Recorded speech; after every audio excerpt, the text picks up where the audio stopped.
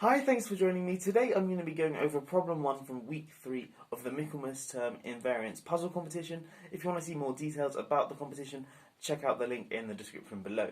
Anyway, this is the problem I'm going to be tackling today.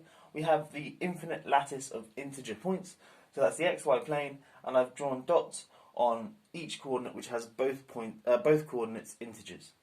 Okay, and I've taken the generic point mn, okay, on this grid, and I've placed a knight on there, so the knight being the chess piece, the knight.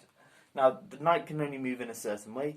It can either change its x coordinate by 2 and its y coordinate by 1, or the other way around. So it can change its x coordinate by 1 or its y coordinate by 2. So it moves in sort of L shapes.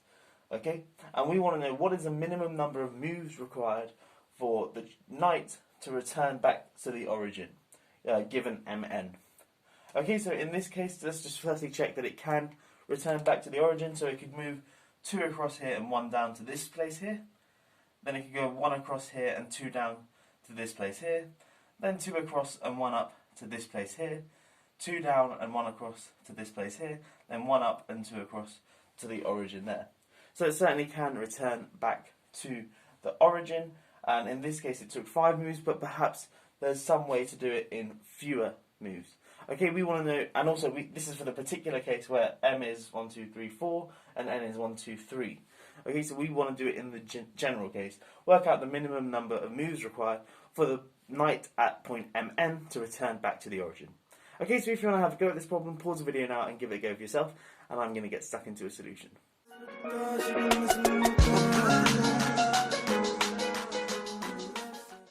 Okay, so the first thing we can do is make our problem a bit simpler. We firstly can assume, without loss of generality, that m and n are both non-negative, and the reason for that is because there's a lot of symmetry involved in this problem. The knight can move in L shapes, but it doesn't matter if it goes L like this, or L like this, or L like this, or L like this, and so on.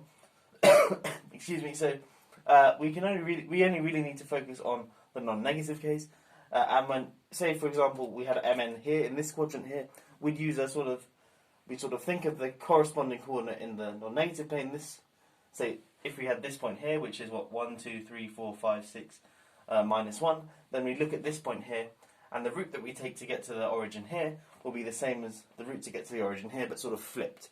Okay, and the same goes for this plane and this quadrant and this quadrant. And in fact, we can make the problem even simpler as well. Because we have m and n both non-negative, it must be that one of m and n is the bigger. So i.e. either m is bigger than n, or n is bigger than or equal to m. Now, again, it doesn't really matter which one's which, so we may assume without loss of generality that m is bigger than or equal to n. Okay, so our knight starts off somewhere in, if I draw that sort of triangle segment there, our knight starts somewhere in here initially.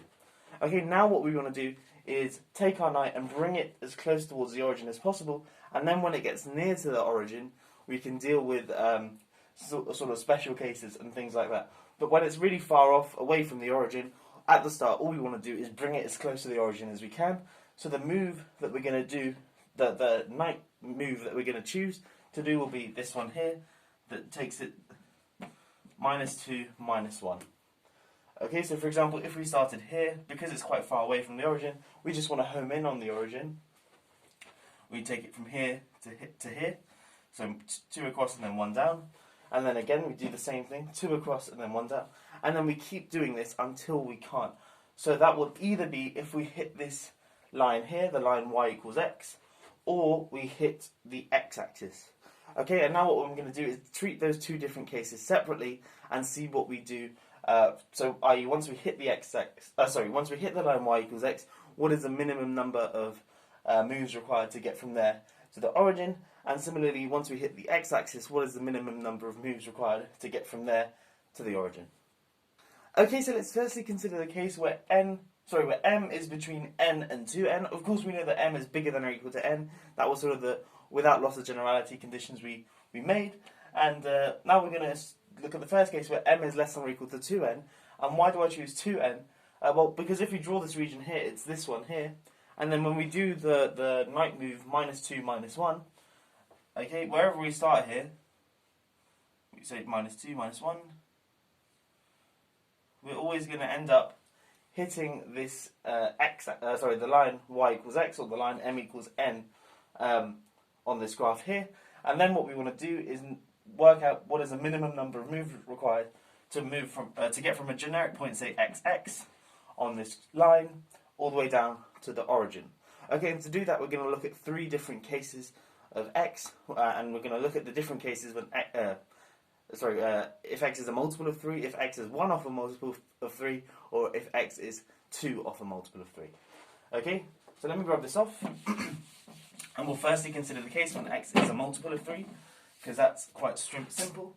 So in the case where x is congruent to 0 mod 3, okay, then well that means that, say, x is equal to 3 lambda for some non-negative integer lambda. So our point starts off here. So this is the point 3 lambda, 3 lambda.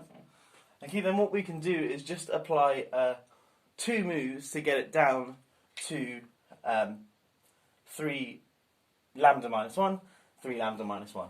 Okay, so we can do this move here. So 2 across and then 1 down. Then we can do this move here, 2 across and then 1 down. So you can see that the x-coordinate has changed by a total of 3, and as has the y-coordinate, it's changed by a total of 3. So we get to the point 3 lambda minus 1, 3 lambda minus 1. Okay, and we can keep doing this. In fact, we do this from here, lambda times, and then we'd get back to the origin. So each of these requires 2 night moves. So that means in total, the number of moves taken, let's call it m, so moves, let's call it moves, sorry. So moves from xx is going to be equal to lambda times 2. Okay, because each of these requires 2, and there are a total of lambda over these sort of steps we've got to take. So it's 2 lambda, but that's precisely 2x over 3. Okay, and I'm going to write this in a weird way. I'm going to write this as 2, and then x plus 2 over 3, and then the floor function of that.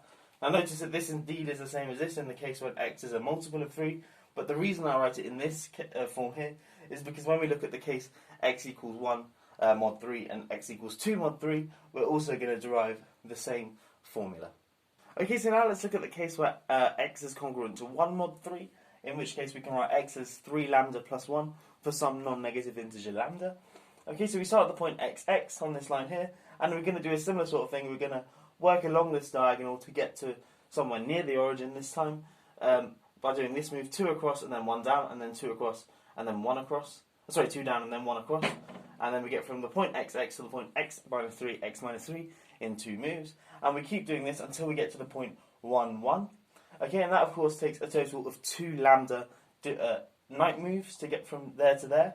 Now once we're at 1, 1, it's not too difficult to see that it takes 2 moves to get from 1, 1 to the origin. Of course we can't do it in 1, but we can do it in 2 by, say, going 2 across this way, so 1, 2, and then 1 up. That's 1 night move, and then 1 across, and then 2 down, like so. So the total number of moves it requires to get from xx to the origin, then in this case, is going to be equal to 2 lambda plus 2. Okay, but remember lambda is x over 3.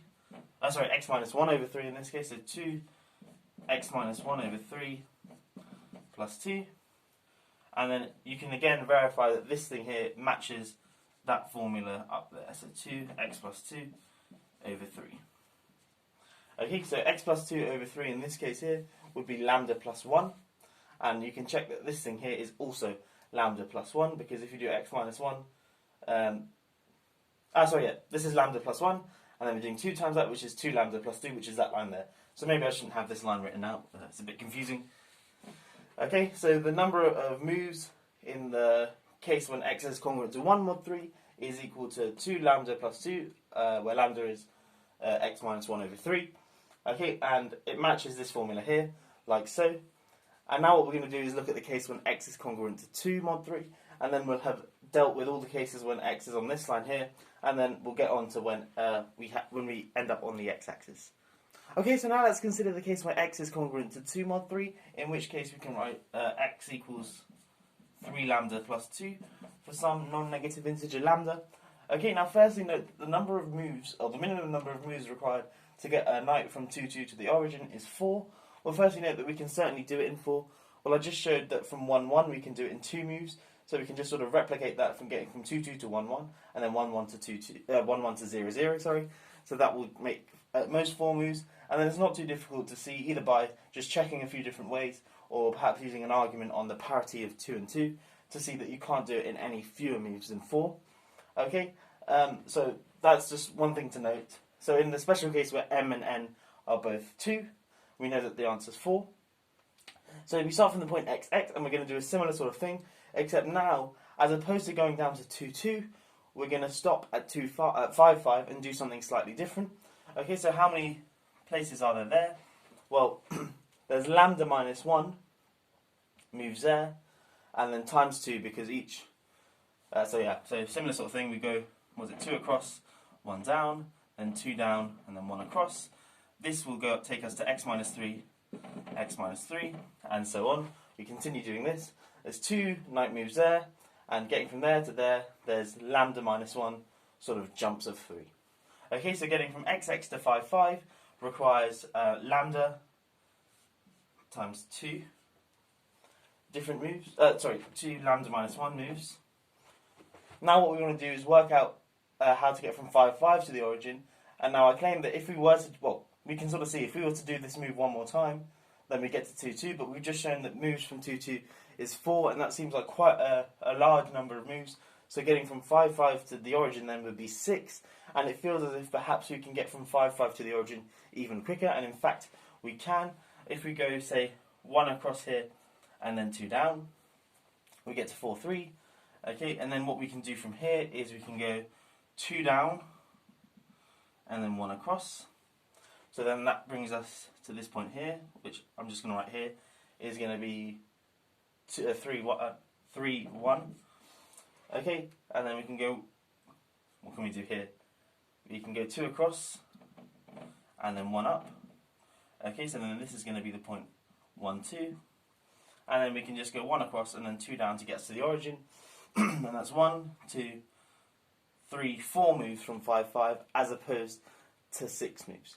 Okay, so this is sort of a special case which perhaps you just got to spot. It's a little bit of luck to see this. And again, you can verify using a similar sort of argument that our formula is x, this thing here, except in the case when x is 2,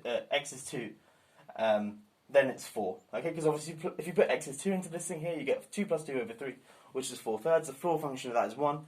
Then you get 2 times 1, which is 2. But of course, the moves from 2-2 is 4. So you just got to take into account the special case when x is both 2. Now what I'm going to do is move on to the case where we land on the x-axis, and I'm just going to write down the formula for that one.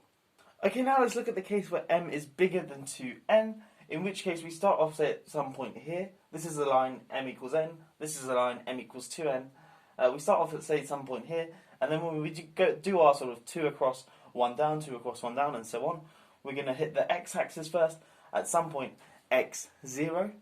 Okay, and then it's using a similar argument to when we hit the line y equals x first. You can show that the moves from x, or the minimum number of moves from x0 to the origin is this guy here, x minus 2 times the floor function of x over 4. However, like with before, there is an anomalous case when you get to the point 1, 0. Okay, if you plug 1, 0 into this formula here, you're going to get 1 minus 2 times the floor function of a quarter. The floor of a quarter is 0. So you're just going to get 1 minus 0, so it's 1. But of course you can't get from 1, 0 to the origin in one knight move, and in fact it takes 3. So in the special case when x is 1, 0, we actually get that moves from 1 to 0 is equal to 3.